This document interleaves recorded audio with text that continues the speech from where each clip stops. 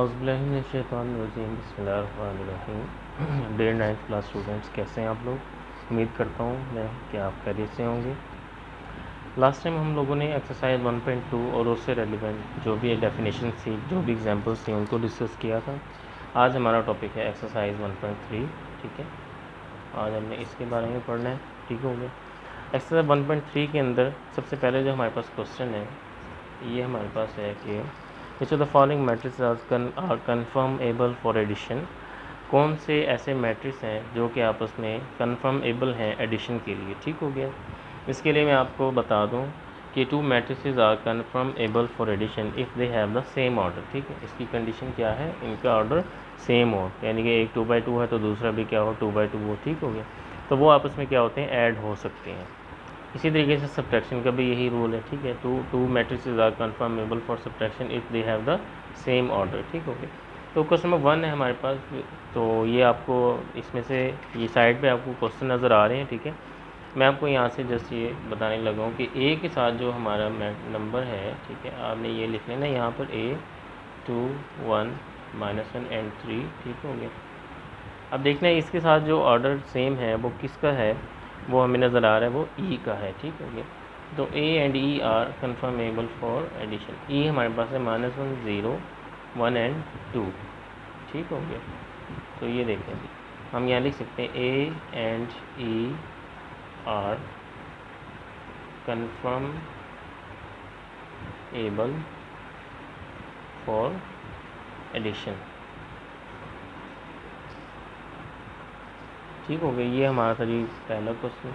इसी तरह इसमें अगर हम सेकंड क्वेश्चन की बात करें, बी के साथ आप देख सकते हैं डी जो है वो है। ठीक है, हम कहेंगे B and D are conformable for addition. ठीक हो गया। क्यों है ये? क्योंकि इनके भी ऑर्डर सेम है। बी में हमारे पास 3 और 1 है और डी जो है वो 2 + 1 एंड 3 है। इसका मतलब है कि 2 + 1 3 होता है, तो वो भी जो है वही होगा 3 एंड 3। तो बी में 2 रो हैं, एक कॉलम में 2/1 ऑर्डर और डी का भी ऑर्डर क्या है 2/1, इसलिए वो भी आपस में क्या है, एडिशन के लिए कन्फर्मेबल है। ये पहले का आंसर हो गया, दूसरा आंसर हो गया। ठीक है, इसी तरह हमारे पास अगर हम सी की बात करें तो सी किसके साथ मिलता है? देखें एफ़ के साथ। ठीक हो गया। सी में हमारे पास है 1 0 2 -1 एंड 1 -2। इसी तरह एफ़ में हमारे पास है 3 2 1 + 1 2 होता है, -4 3 + 2 5 एंड 2 + 1 3 होता है। सी का जो ऑर्डर है वो क्या है? 3/2। ठीक है, तो जो एफ़ है उसका ऑर्डर क्या है? वो भी 3/2 है, 3 रो और 2 कॉलम है, तो इसलिए C and F are conformable for addition. ये आप लिख लीजिएगा। क्वेश्चन नंबर 2 की तरफ हम लोग चलते हैं। ठीक है, तो क्वेश्चन नंबर 2 में हमारे पास क्या क्वेश्चन डिमांड किया गया है, ये देख लेते हैं। यहाँ पे बात की गई कि find the additive inverse of the following matrices. ठीक है, तो हमने क्या मालूम करना है? एडिटिव इन्वर्स फाइंड आउट करना है। एक कुछ मैट्रिक्स दिए हुए हैं। तो क्वेश्चन नंबर 2 में हमारे पास पहला है A = 2 4 -2 एंड 1। ठीक है, अब इसका एडिटिव इन्वर्स क्या होगा? ठीक है, हमने ये फाइंड आउट करना है। तो इसका additive inverse just simple negative of A होता है। ठीक हो गया ना, ये बात याद रखनी है आपने। ये देखें 2 4 -2 -4। ठीक है, ए के साथ भी मैंने नेगेटिव लगा दी, -2 एंड 1 है तो 2 एंड -1 हो जाएगा इनकी, यानी कि हमने साइन चेंज कर देने हैं। ये इसका आंसर आ गया। ठीक है, इस तरह सेकंड हमारे पास है बी क्या है क्वेश्चन? बी में हमारे पास है 1 0 -1 2 -1 एंड 3 एंड थर्ड जो रो है वो है 3 -2 एंड 1। अब इसका भी हमने नेगेटिव फाइंड आउट करना है। ठीक है, तो इसका नेगेटिव कैसे फाइंड आउट करेंगे? -b हो जाएगा ये, और इसके साथ साथ इनके सब के साइन क्या हो जाएंगे? चेंज हो जाएंगे। तो 1 है तो -1, 0 है तो एज इट इज़, -1 है तो 1 हो जाएगा, 2 है तो -2 हो जाएगा। ठीक है, -1 है तो 1 हो जाएगा, 3 है तो -3, 3 है तो -3, 2 माइनस का है तो यहाँ पे पॉजिटिव का 2, 1 पॉजिटिव है तो यहाँ पे क्या हो जाएगा? -1। ठीक है, ये इसका क्या हो गया? Additive inverse. ठीक हो गया। ये क्या हम फाइंड आउट कर रहे हैं? Additive inverse. समझ आ रही बात की? इसके बाद हमारे पास जो है थर्ड क्वेश्चन है। थर्ड क्वेश्चन को देख लेते हैं। सी हमारे पास है, सी में हमें क्या डिमांड की गई है, सी में हमसे ये पूछा गया है कि एक मैट्रिक्स दिया हुआ जिसकी एंट्रीज कुछ इस तरह हैं 4 and -2, इसका भी एडिटिव इन्वर्स हमने फाइंड आउट कर लेना है। ठीक है, तो कैसे फाइंड आउट करेंगे, ये देखें सी है तो नेगेटिव सी हो जाएगा, और ये क्या है 4 है तो -4 एंड -2 है तो ये 2 हो जाएगा। ठीक है, तो ये इसका आंसर आ गया। ठीक हो गया, इस तरीके से हमारे ये एडिटिव इन्वर्स हो जाएंगे। ठीक है, इसका मैं एक पार्ट और करवा देता हूँ लास्ट। ठीक है, फिर हम लोग क्वेश्चन नंबर 3 की तरफ मूव करते हैं। तो क्वेश्चन नंबर जो हमारा इसका जो एफ पार्ट है इसी क्वेश्चन नंबर 2 का, वो क्या है, वो ये है कि square root of 3 1 -1 and square root of 2, इसका आपने क्या फाइंड आउट करना है, एडिटिव इन्वर्स।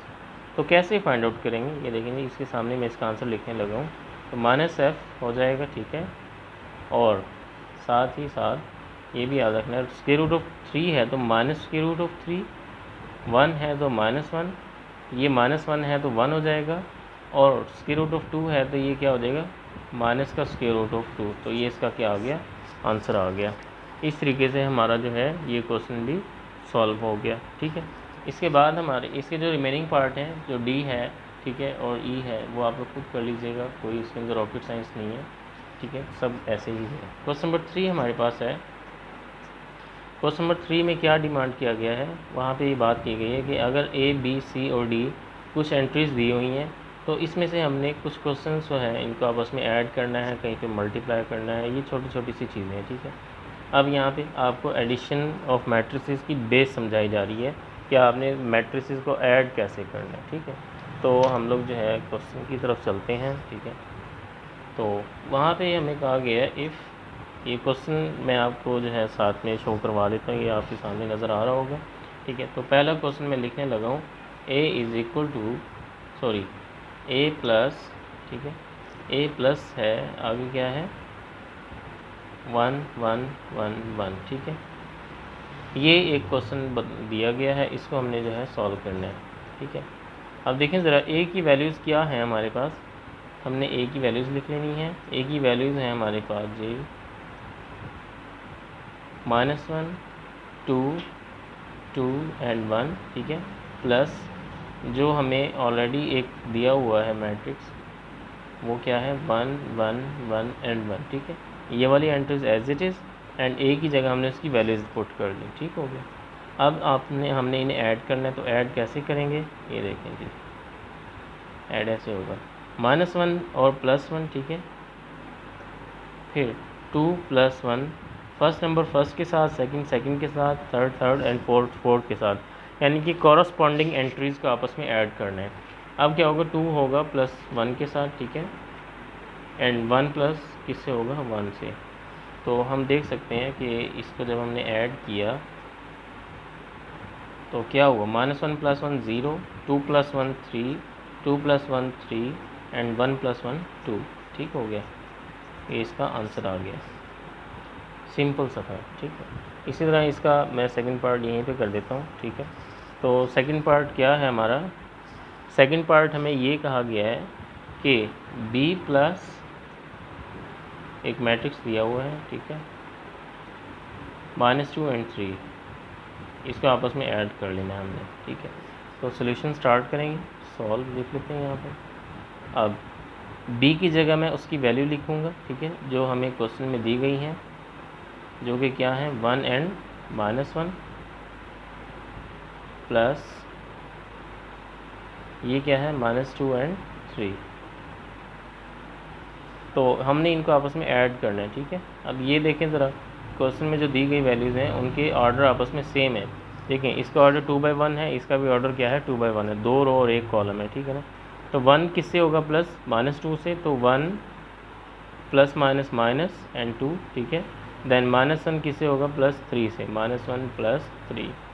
तो हमारे पास जो आंसर है वो कुछ इस फॉर्म में आ जाएगा कि -1 1 - 2 -1 होता है एंड -1 + 3 क्या होता है 2। तो ये इसका आंसर आ गया। ठीक है, ये था जी इसका सेकंड पार्ट। थर्ड पार्ट की तरफ इसके मूव करते हैं। ठीक है, तो थर्ड पार्ट में देखते हैं हमें क्या कहा गया है।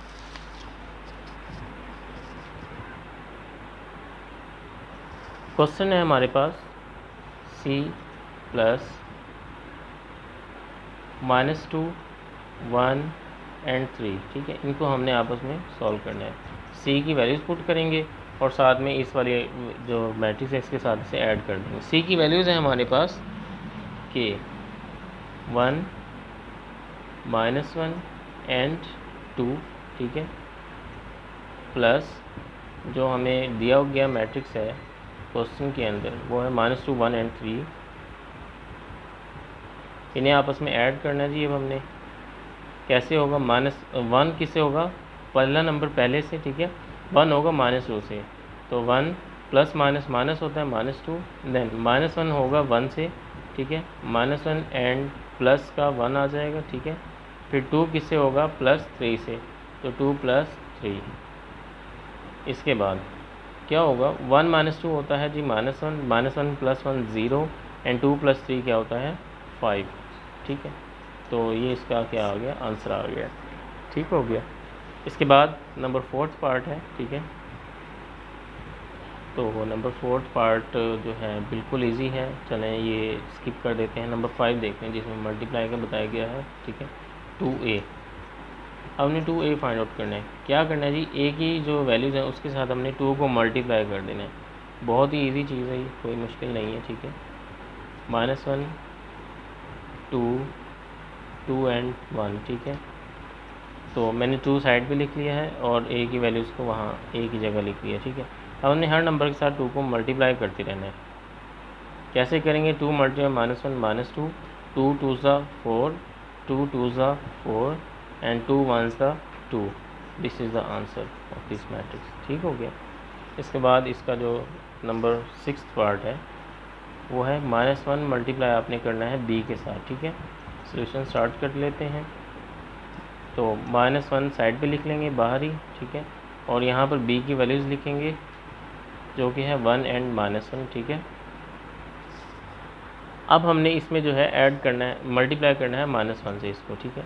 तो मल्टीप्लाई कर लेते हैं जी। कैसे मल्टीप्लाई करेंगे कि -1 जब 1 से मल्टीप्लाई होगा तो -1 आ जाएगा, ठीक है। जब -1 मल्टीप्लाई -1 से होगा तो +1 आ जाएगा, ठीक है। ये इसका आंसर आ गया, ठीक हो गया।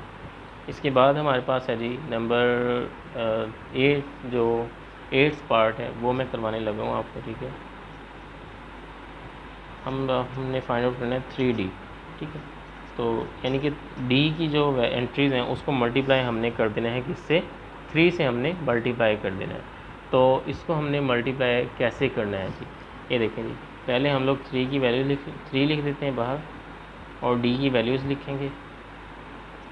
तो D की वैल्यूज़ हमें जो गिवन है 1 2 3 और क्या है -1 0 एंड 2। इसको अब हम मल्टीप्लाई कर देते हैं तो यहीं पे हो जाएगा।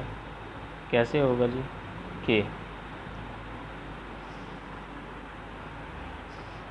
जब 3 1 3 हो जाएगा, ठीक है। 3 जब 1 से मल्टीप्लाई होगा 3 3 2 6 एंड 3 3 9, देन 3 मल्टीप्लाई -1 इज़ -3, 3 0 0 एंड 3 2 6। दिस इज़ द आंसर, ठीक हो गया। ये था जी हमारा आज का टॉपिक। इंशाल्लाह नेक्स्ट लेक्चर में हम लोग इसके क्वेश्चन नंबर 4 से रेलिवेंट जो इसके लॉज हैं, commutative law of addition, associative law of addition, ठीक है, इनको पढ़ेंगे और इससे रेलिवेंट क्वेश्चन करेंगे, ठीक है। अपना ख्याल रखिएगा, अल्लाह हाफिज़।